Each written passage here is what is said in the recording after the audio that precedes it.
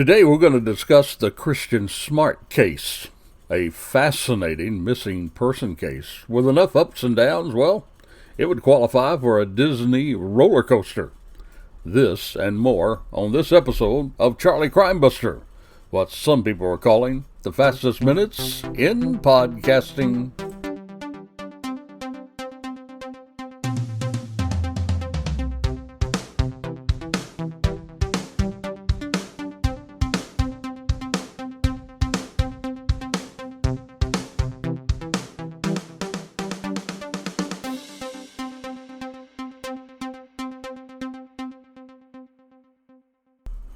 Well, hello and welcome to this edition of Charlie Crimebuster. Well, today, folks, we're going to cover the Kristin Smart case. That would have been by far a major media coverage.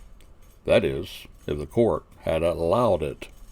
Well, more about that in a moment. But first, let me take the time to welcome any and all new listeners to our podcast. With the number of new listeners each month, well, I just have to take the time to personally welcome you. And encourage you. Hey, I'm going to encourage you to reach out with a shout out. We would love to hear from our listeners. We always do love to hear from you. Questions and suggestions are all welcome. Opinions are respected even if some disagree with our content. And of course, even if you just want to shout out and say hi, you are appreciated. And every response will receive a reply along with a welcome gift. Hey, you can reach me directly at charliecrimebuster@gmail.com. That's charliecrimebuster@gmail.com. So join others in a reach out with a shout out. Hey, that email address, it's going to appear in our show notes in case you missed it. You know, this is also a good time to encourage you to join with our team of supporters. You can come on board as a badge supporter, B-A-D-G-E. And your help will join with us in support of law enforcement, first responders, and the military. You can see how we firsthand do help those folks by visiting peacemakernetwork.com. That's peacemakernetwork.com. Hey, hit that donate button, and you can see how you can become a badge supporter for as little as $3 a month. You can join us in supporting others. Again, go to peacemakernetwork.com. And we'll also include that website in the show notes. Well, today we're going to discuss the case of Kristin Smart. Now, interesting enough, I covered the story a couple years ago. That's when it was definitely an unsolved mystery. And it still is, in a matter of speaking. And it is my opinion that it was through a podcast, particularly one called Your Own Backyard, that pressure was put on authorities to give new zeal to prosecute this case. You see, they already had a victim, and they already had a key suspect. But it was basically a cold case, that is, until podcasters, along with her family and supporters, they gave continued pressure that turned this cold case to a hot case again. And now, there's not only been an arrest, but there is a trial. Yep, there's a trial going on. And they not only arrested just one suspect, but they also arrested the suspect's father as well. And my friend, it no doubt would be a very high media trial, except for the fact that the judge banned any TV or even audio recordings in the courtroom for publishing. And on top of that, added a gag order. So this is truly a hot trial. And unfortunately, we're going to also find out that the cops, the police officers, the investigators, sad to say, they made some very costly mistakes in the way that this case was first handled. However, before that, let's begin where it all started, on that fateful and awful night for the Smart family. There was an article by Natalie Finn. Well, it has a great title. She writes this in that article: Close and Yet So Far, the agonizing 25-year hunt for answers in Kristin Smart's disappearance. Well, let's get you up to date. Here's what happened. It was on Memorial Day weekend, way back in 1996, that Kristin Smart, on that Memorial Day weekend, on May the 24th, went out with friends. They were hoping to find maybe a party to kick off the long Memorial Day weekend there on campus. Now, before she left, it's interesting also to note that she called, this 19-year-old Kristin then called her parents, and she left them a message on their answering machine. We had machines back then. And she said this, she said she had good news, and would phone again on Sunday. Now, that's what her mom by the name of Denise Smart, here's the way she told it. Mom says this, quote, she was very excited. That's what Denise Smart told the Los Angeles Times back in 2006. And she recalled, and relating to the Times, how Kristin shared that her biology professor was letting her retake an exam, one that, interesting, mysteriously had gone missing earlier that quarter. She said this on the machine, hi, good news, good news. That was her good news. She'd gotten a call from the professor, whatever his name was. She'd been trying for so long to get that resolved. That's what Denise told the Times. Well, Denise, she figured they'd catch up on Sunday, you see, as they always had, during Kristin's freshman year, there at the Cal Poly, there in St. Louis Obispo. Now, Kristin, she was the eldest of 3 siblings. She wrote poetry, had worked as a lifeguard in her hometown of Stockton there. And Kristin, well, she did find a party. However, even though she found that party, she did not find her way back to her dorm. Now, according to accounts of that night, that was told to authorities, it was around 8:30 p.m., that's on May the 24th, that Kristin and 3 of her girlfriends left the campus on foot. Then they called a ride in a friend's truck. Now, Kristin, she wanted to go to a birthday party at a nearby house. But of that whole group, Kristin was the only one who wanted to go. So she got out of the vehicle about 2 blocks away from the party. The party was on the Crandall Ray there on the campus. Now, by the way, my friend, let me just kind of give a little sidebar here on the podcast. Friends should never leave friends by themselves to go where danger could lurk. You listen to what her friend told, and I'm quoting her. She says, I can still see her standing there after we dropped her off. A little mad, I think, that I wouldn't go with her. That's what her friend, Margaret Campos, told the San Luis Obispo Telegram. That was back in 1997.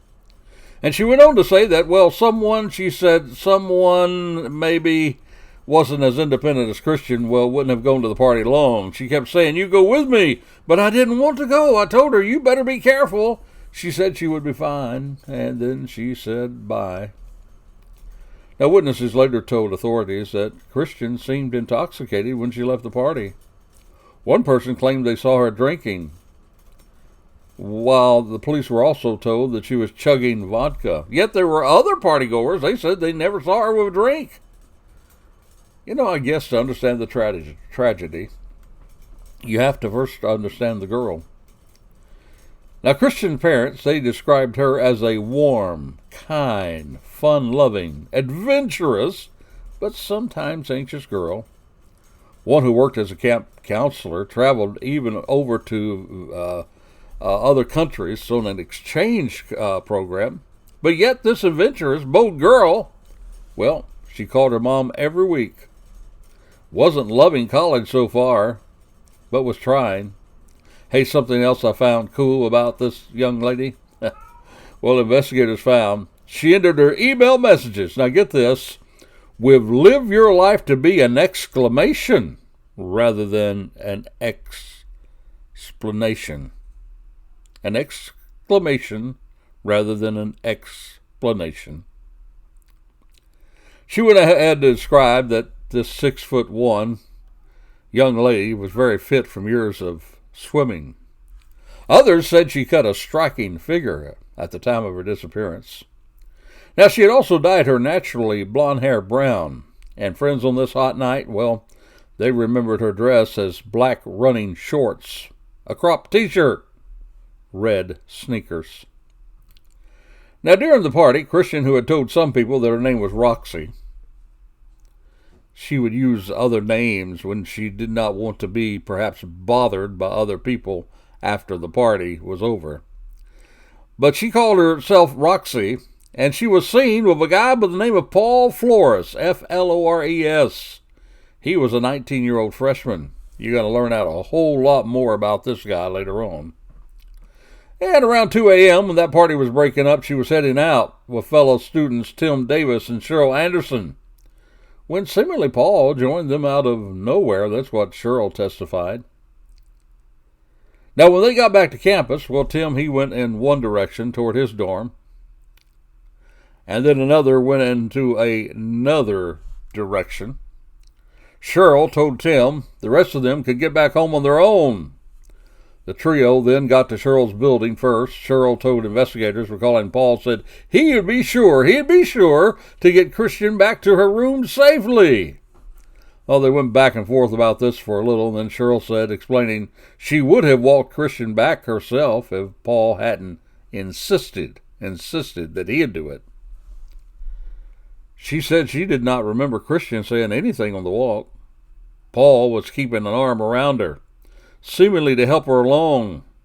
And on a few occasions when Kristin stopped walking, well, Paul kept telling Cheryl she was free to go on ahead. And when they got to her building, Cheryl added that Paul asked her, Cheryl, for a kiss goodnight, which she found a little weird. Then she declined a hug. Well, she said maybe she shook his hand. Then he, Paul, and Kristin walked off into the night. Paul reported that as he approached his dorm, she went her way, he went his way. And that, my friend, was the last time her friends had any knowledge of her. Now, we're going to pick that up from here, but now it's time for what we call our Crazy Crook Story of the Week. We like to tell that to lighten the load of these heavy podcasts. And on our Crazy Crook Story this week, well, hang on. Well, it includes Tennessee fire and a Florida idiot. It comes to us from Brevard County, Florida. A woman, now get this, a woman who was driving a golf cart on Interstate 95.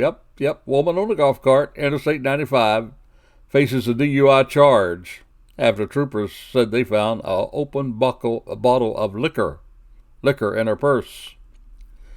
You see, Florida Highway Patrol officers, they arrested Diane Hawk, 58 years of age, on Saturday. Troopers said they were called to mile marker 167 on I-95 for a report of cops. Well, here it comes. The cops are reporting this. A report of a golf cart driving on the interstate. Investigators said they did find a semi-trailer pulled off to the side of the road near a golf cart. Now, the driver of that semi, she said she spotted Hawk in the golf cart, saw the woman pass out behind the wheel. That's according to the arrest report. And the driver of the semi said she was able finally to guide the golf cart off to the shoulder of the highway, remove the keys before the trooper arrived. Trooper said Hawk was combative, smelled of alcohol, had difficulty providing them with an ID, first handing them a restaurant card as an ID, then a credit card. She said she was driving on I-95 because she needed to get back to State Road 528. Well, investigators said they attempted Hawk to sit down in the cruiser of her own safety, but she refused until she was given her purse. Troopers said they looked inside her bag, found an open bottle, and here it is, hang on, open bottle of good old Jack Daniels Tennessee Fire whiskey. Well, Hawk then began resisting arrest, but was ultimately cuffed, stuffed, and taken to Brevard County Jail. Now Hawk faces charges of driving under the influence and resisting without violence.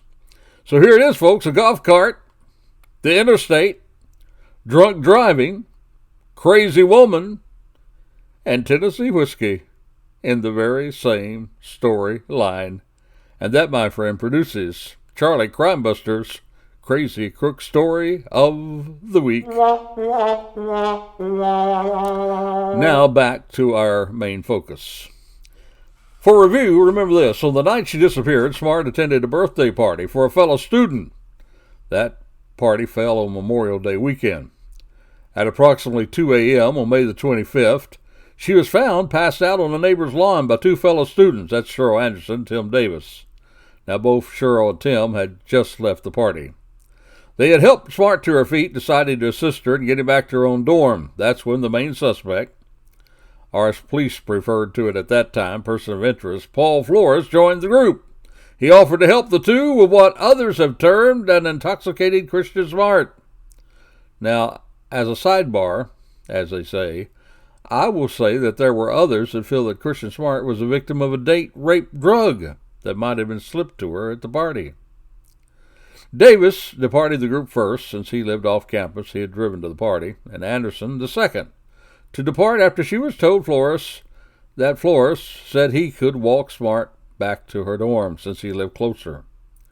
Now, Flores stated to police that he walked as far as his dormitory, then allowed her to walk back to her dorm, which is around 40 yards by herself, and this is the last known sighting of her. Now, it was reported that she did not have any money or credit cards at the time she went missing, and there's a whole lot more about this Flores guy you're going to find as the case develops. But here's something of an early timeline about this case. On May the 25th, 1996, Kristin Smart is last seen around 2 a.m., walking with the students that we talked to earlier. Now, on May the 27th, that's on Sunday of that weekend, student Jennifer Phipps, she's a friend of Kristin, she called Cal Poly Campus Police to report Smart missing. Now, report is not stated at that time, and the police, they're thinking, she just probably went home after it all. It is Memorial Day weekend. Now, the next day, May the 28th, she'd already been reported missing, nothing done about it. This is on Monday of the weekend. She's been missing since early Friday night, early Saturday morning. Jennifer now calls the St. Louis Obispo Police Department, not the campus police, the San Luis Obispo Police Department, to report Smart missing. They start a report, but then Jennifer, the one who made the report, she's referred back to the Cal Poly University Campus Police Department, like a yo-yo back and forth. Now, Cal Poly Campus Police, they take a missing person report. They also contact Stan and Denise, her parents, Kristin's parents, which should have been done when first alerted Sunday, in my opinion. But now, another 24 hours have passed, 2 days now, since she went missing. And this is the first time Stan and Denise know anything amiss concerning their daughter. Now, Paul Flores, he's interviewed at that time, and he tells a campus police officer, now get this, Paul tells them that he and Smart separated near the Santa Luca Hall, and that he hasn't seen her since.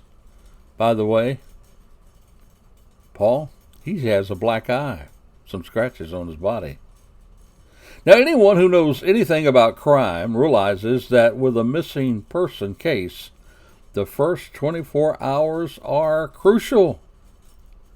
But my friend, official searches for Kristin Smart, they're not made until May the 30th, 5 days later. And on that same day, May the 30th, the last person to see her claimed to see her alive, Flores now is taken to the station, or at least asked to come to the station, and now he is interviewed by campus investigators Ray Barnett, Mike Kennedy. Both of those guys are interviewing him. And on June the 6th, 12 days later, then an official search is made of Kristin's dorm room by Cal Poly Police Detective Mike Kennedy. Did you hear what I just said? 12 days later, they searched Kristin's dorm room. Now, it is obvious that law enforcement did fail to execute search warrants in a timely and completely way. You see, CSI teams, were used to investigate much too late in this investigation, in my opinion. And speaking of failed law enforcement involvement, well, later in the case, they had a warrant to dig up a backyard where many were convinced was there because critical circumstances said that that was a place where Christian's body or parts thereof was laying. Now, law enforcement had a warrant where they could dig up the yard, but they failed to do so, get this, because some people reported they thought it would be too costly to dig up the yard. Get this, I've now found out that decision, well, it was made by a committee rather than leadership. You see, the undersheriff at that time wanted to dig it up, but he was outvoted by the committee. Are you kidding me? Boy, if they ever needed a leader in law enforcement, they needed it then. Seems like this is another failure of leadership in law enforcement. Now, Smart's disappearance and slow response by the campus police, well, there was some good that came out of that.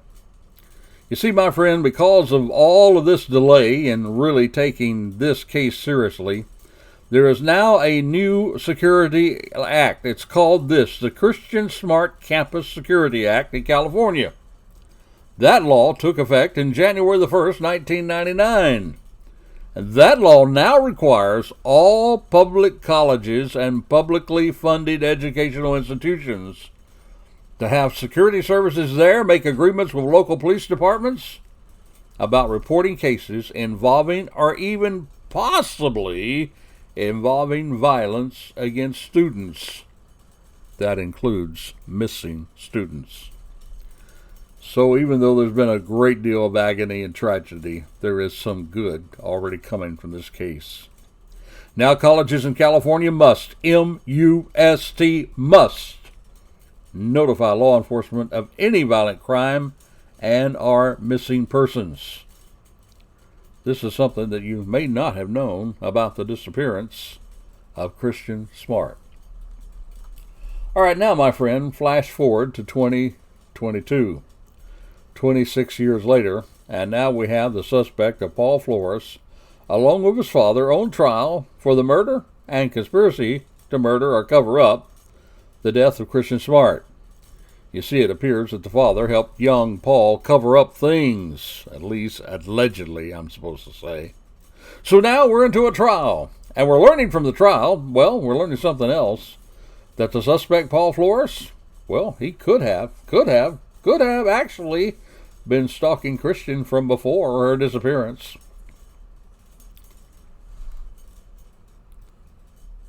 On Tuesday, the jury in this trial that's now going on, well, they first heard the Cal Poly student athlete, a guy by the name of Steve, not going to give his last name. He resumed his testimony from Monday, that's according to a podcast Twitter account. Steve, whose last name was withheld from the podcast reporter, or by the podcast reporter, he actually lived in the same dormitory as Smart. He told prosecutors he would see Paul Flores in the residence common area, despite the fact that Paul did not live there. He described his feeling that Flores was kind of following Kristin. That's according to tweets from the podcaster. In one instance, Steve reportedly saw Flores alone in the dorm study area about 1 a.m., and he had no books with him. It was odd, he said, like you don't live in this dorm. He was just, quote, around. Steve also told the jury he once passed by Smart's dorm room, saw the door open, Flores standing inside with Smart, who was back by like where the desks were. That's according to the report. He recalled how it looked like Smart was not okay with it at all. In a response to a question from prosecutors, well, Steve said that all the girls in the dorm, would tell Steve that Paul made them uncomfortable. Now remember that Paul was the last one seen with Kristin on the night of her disappearance. And as the trial progresses, well, you're going to find out a whole lot more about circumstantial evidence, and even some hard evidence that I believe will lead to Paul's conviction of a murder 26 years ago. And one of the reasons why we're going to learn a lot more about this evidence, despite the fact that cameras are not allowed into the courtroom, is the latest findings in the case. Because now, my friend, just released, the majority of records in the Kristin Smart murder trial have been or will be unsealed, and the gag order in the case will be modified. That's what Monterey County Superior Court Judge Jennifer O'Keefe ruled on Thursday, just this past Thursday, from a motion filed by a coalition of news organizations led by the Tribune. They cited the First Amendment right and the public's right to access. Now, the Tribune, they teamed up with ABC News, Associated Press, the Los Angeles Times in an effort to unseal, get this, hundreds of records in the Smart murder case that have been withheld from the public. Now, the coalition, the news coalition, they also asked the court's registrar of actions to be updated with substantive information for remote access to the documents. Now, with this, a whole lot of documents and release of evidence will be revealed. And at the same time, we're going to have day-by-day reports from the trial, even though it can't be covered by TV or recording. We're still going to have reports from those who are attending. We're going to be provided with more and more evidence introduced in the trial. And so next week, we're going to share with you how the work of a single podcast, along with some other podcasts just like this one, put the pressure on authorities to take this case to trial, to turn it from a cold case to a hot case. And we're also going to share with you some of the circumstantial evidence and how this circumstantial evidence that's impacted the prosecution, well, how I believe it can continue to lead it to a conviction. Lots more to cover. So until this time, next time, this is Charlie Crimebuster reminding you, be safe, be alert. The life you save, well, it may be your very own.